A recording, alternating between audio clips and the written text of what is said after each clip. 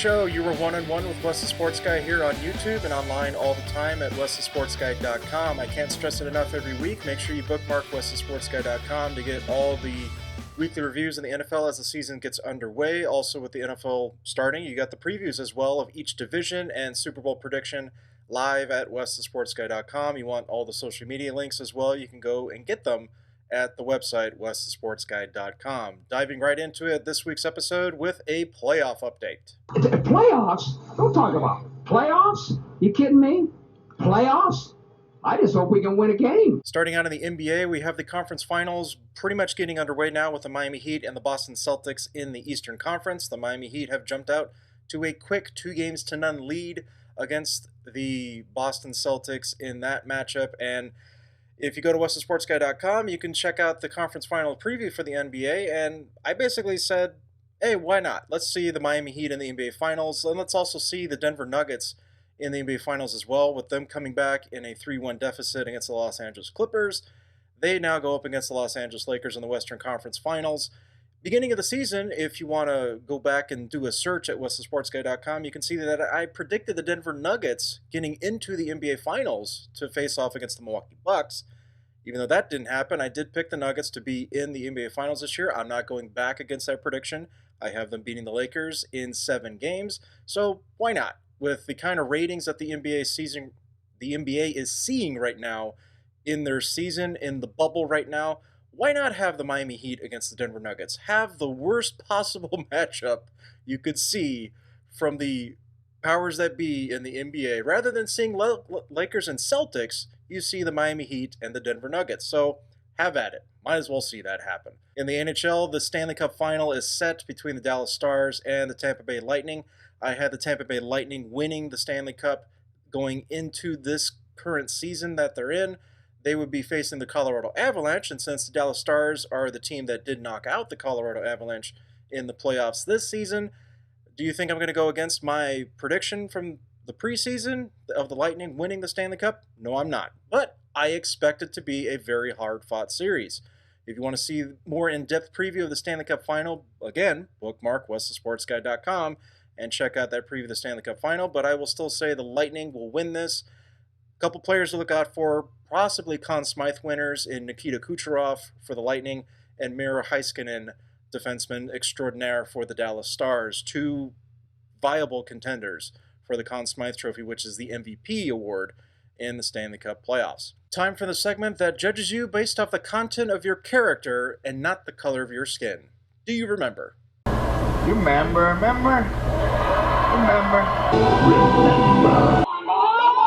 Do you remember me going on about the last few episodes about the Let Them Play hashtag movement with the Big Ten and to a lesser extent the Pac-12 conference, but mostly it was with the Big Ten, where you had players, you had parents, you had even school officials, coaches, and so forth, other people in the administration, and even it got to politics with everybody saying hashtag Let Them Play. Now, the Big Ten made their decision to cancel their fall season and push it to the spring and as soon as January, really, to continue and have a football season of some kind in the midst of everything that's been going on in 2020. Well, they based that decision off of a Bupkis study, which did not take into account actual college-age athletes. The youngest person in the study that they referenced was in their mid-40s when it came to myocarditis. And as I argued here on this channel, I said myocarditis being something that we all know happens with any type of viral infection in any person at any given time in their life. It is not a condition that results in immediate hospitalizations or complications from it. If it's detected early enough, it can be treated and thus cured.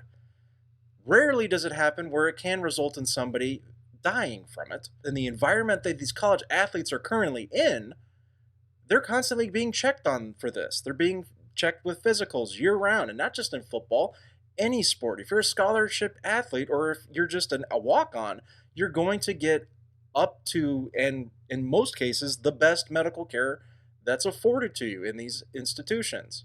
Now, if they were honest players in this, and I mean the administration, the ones that decided not to do a fall football season, They would have known this from the beginning. And some of these guys are even in the medical field to begin with. So it's a bit disingenuous for them to then try to say, well, because of this, and then even using the term, we don't know what the long term effects are going to be. Well, yeah, nobody does. And when you use the term long term effects, that usually means years down the line. We won't know for years. But if you're going to base this decision off of something that's going to happen 10, 15, 20 plus years down the road, it's a bit disingenuous to think that, especially when you use something like myocarditis that was known of.